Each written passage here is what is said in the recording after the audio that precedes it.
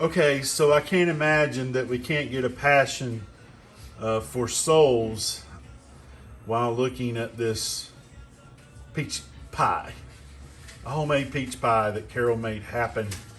And I'm getting ready. I didn't have the first piece, she did, but I'm going to have the second piece, and I'm excited about it.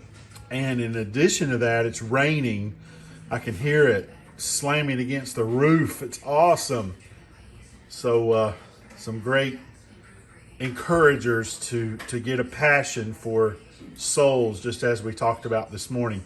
I'm going to share with you that second point, that second thing that we've allowed to move the church away from the first love.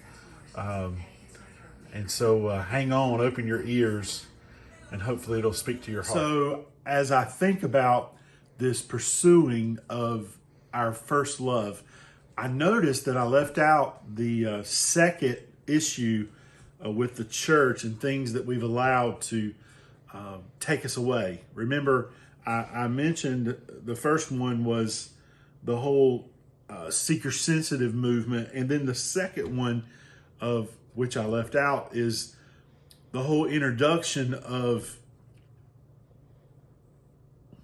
lost my train of thought, of the prosperity gospel. And, you know, we're not enthralled in that. We're not totally sold out to that.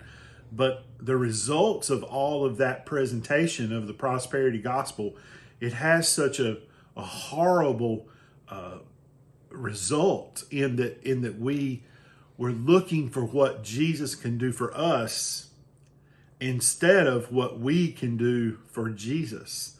We're wanting him to meet our every need and our every desire instead of us submitting to his call and serving him.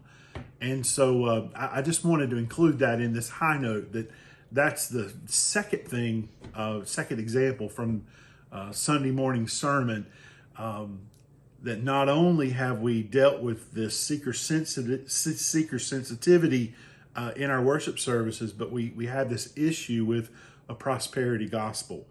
Not that we would get rich if we follow Christ, but yet we've taken the details of that and made it to where we're seeking for God to make things better for us instead of us serving God and doing the will of the Father.